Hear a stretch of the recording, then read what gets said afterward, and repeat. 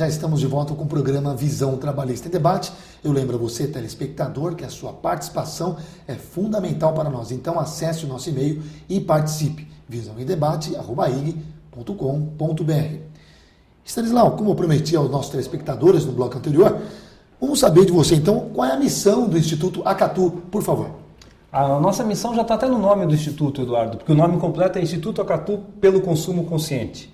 Então, e nesse mês a gente, assim como as mulheres comemoram o seu dia, o Acatu comemora aniversário também. O Acatu foi fundado em 2001, em março de 2001, nós estamos completando agora 10 anos de trabalho pelo consumo consciente. E o que é o consumo consciente? É inexorável, o homem consome, né? Desde que você acorda de manhã, ao tomar banho, tomar água, tomar o seu café, pegar o transporte para o trabalho, você está sempre consumindo o tempo todo. A roupa que você veste, o celular que você usa, enfim, a energia que você usa para acender uma lâmpada em casa, a televisão, né? Então é impossível o homem sobreviver sem consumir. O que o consumo consciente chama atenção é para a gente perceber os impactos do nosso consumo.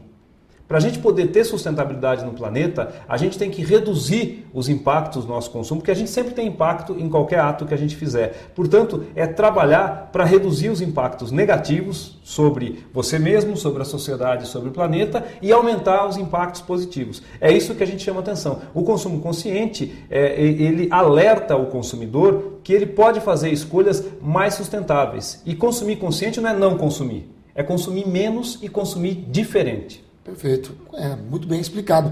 Essa questão, então, Stanislau, depende muito da cultura, da formação do indivíduo. Como trabalhar o comportamento do indivíduo, então? Depende tremendamente.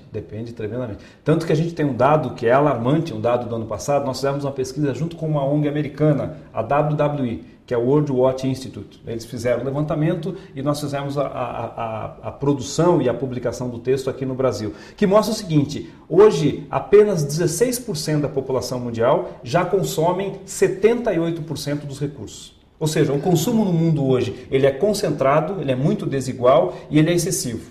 Porque só 16%, é uma parcela da população, consome quase 80% de tudo que é produzido. Isso é cultural. Então a gente tem uma concentração muito grande nos países desenvolvidos, Europa, Estados Unidos, Japão, Canadá, e uma concentração também nas elites dos países emergentes. Brasil, Índia, China, Rússia. Então, isso é cultural, né? Você tem um padrão de consumo que não é sustentável. Porque se a gente, e precisa, eu falei, só 16% consomem esses recursos, né? Sobra uma fatia pequena para uma parcela muito grande da população. Se a gente for incluir essa parcela grande da população no mesmo padrão de consumo que consomem essas elites, o planeta não dá conta. A gente precisaria de 5 planetas para alimentar toda a humanidade se ela consumisse como os americanos. Então, é absolutamente cultural. A gente precisa mudar a nossa cultura, o nosso paradigma de consumo e de produção, para a gente poder ter um planeta mais sustentável e os recursos que são gerados aqui, primeiro, serem distribuídos para todo mundo. E segundo, darem para todos, né? Para a gente não esgotar a capacidade do planeta. Agora, entrando mais nesse assunto, aprofundando mais o Stanislau e Isis, como criar então um equilíbrio de valores respeitando a diversidade entre masculino e feminino? Nesse caso eu gostaria até de responder, porque eu acredito muito que isso acontece a partir da educação. E os projetos que a gente vem desenvolvendo na APSE estão muito voltados para essa questão, né? Projetos de educação que visam justamente trabalhar essa cultura, né? Que o Stanislau colocou muito bem. Eu acho que é isso mesmo, a gente tem que ensinar o que se precisa de fato para viver, né? Será que tudo que aparece na televisão a gente precisa?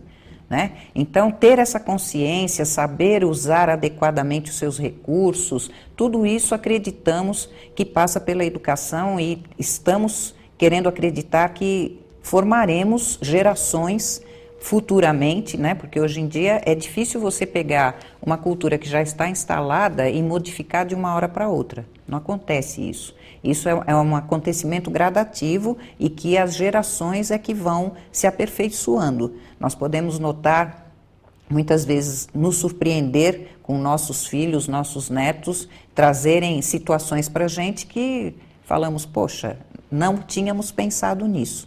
Então, hoje em dia, a criança, acredito que é o grande mote que a gente precisa pensar em termos de que herança que nós vamos deixar para as próximas gerações. Eu acredito que a educação é um dos principais fatores para podermos mudar essa realidade. E certamente é um trabalho de longo prazo. Agora, como você vê o papel da mulher nesse processo todo?